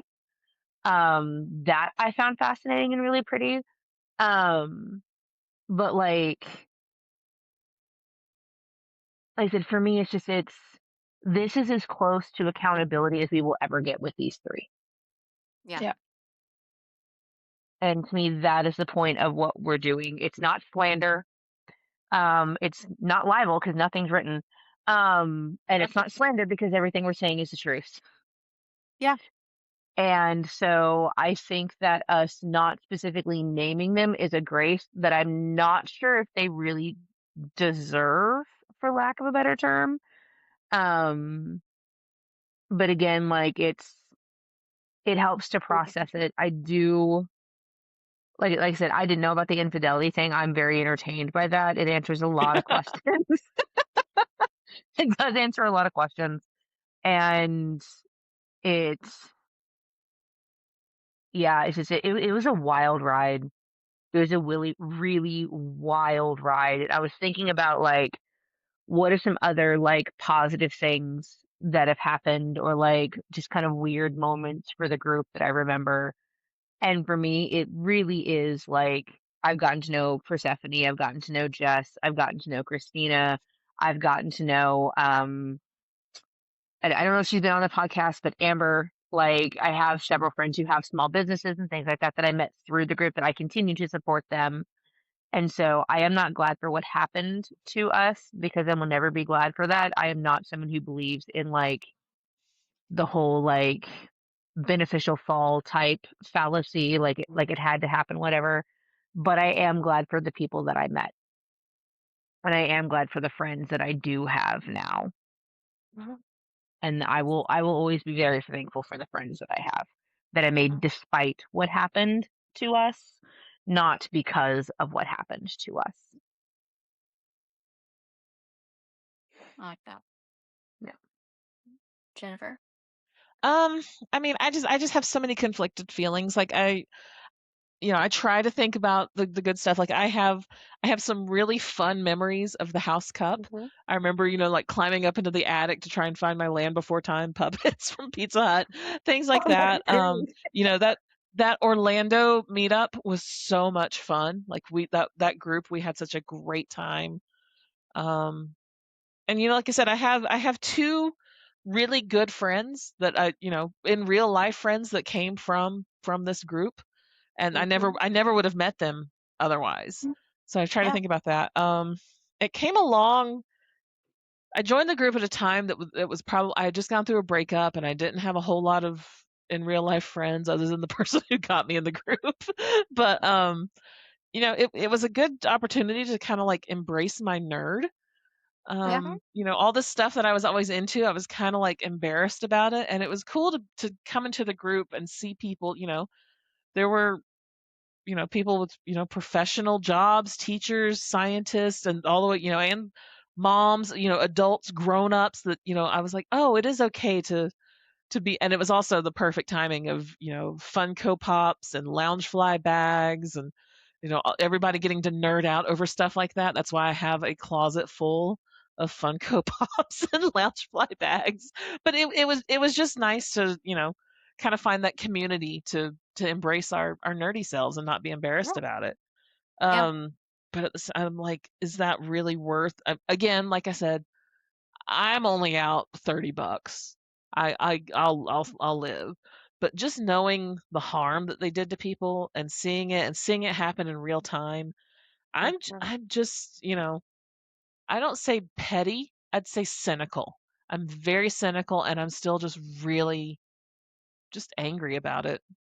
Just really angry to see people who had the opportunity to do something really great.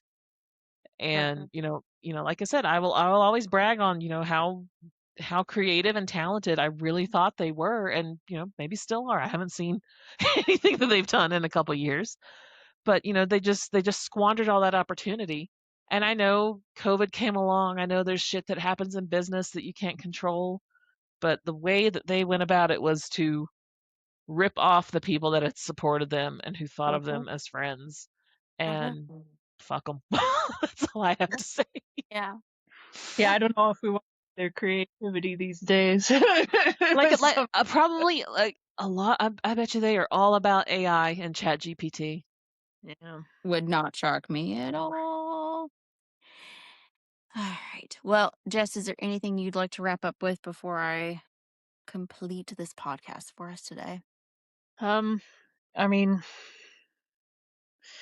the three of them know what they did, and we, I guess, thankful for the good times today. And thank you both for joining us today, and thank you to all of our listeners for always, and thank you, Persephone, for all the work that you do with us. And yeah, thank you. All right. So now I have some merch ideas too. So keep an eye out for that. Like my brain is already going. But I want to thank you both for being on. This is going to be our longest episode, I think, actually, which I was not expecting, honestly, because I wasn't sure how this would go. But I think it was a really good conversation about the accountability piece. And to kind of address the initials thing, I will say this.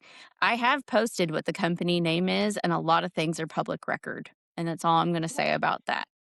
There are lots of things that are easy to find if you really want to look for it. But we will be talking about the crime and punishment aspect of this on the next episode. So it will be a little bit more on that technical side of, the things we tried to do legally. So it might not be the most entertaining, but it is one of the more detailed in terms of what we did try to do. So keep an eye out for that, as well as all the short form content. If you have any of the pieces that you kept, any videos you want to send or pictures, that we can feature, please let us know. know, send me a DM on our socials, and I'd be happy to make that a part of the posting schedule, because I know, some of us have kept a lot and some haven't kept much. Some have kept like a unique piece that maybe, not everybody, got or kept. So if you have anything like that you'd like us to share to kind of put out there, you're more than welcome to. And as always, if you have any further information or you remember incidences like the infidelity thing and you want to add to that, you're more than welcome to message us, because we can always do a little short form piece or update on the next episode. But thank you to all of those who've been listening, especially we've been listened to in about 20 countries now, which is a little bit astonishing. Cool. We've been listened to in almost every state in the United States. We're almost there. So it's definitely been picking up. So thank you to all of our listeners and those who've been sharing and talking to us. If you're interested in being a guest, if you have a particular story, we would love to talk to you more about that and have you on. We're always looking for more contributors. But otherwise, thanks everybody. I hope everybody has a great week, and we will see you all soon.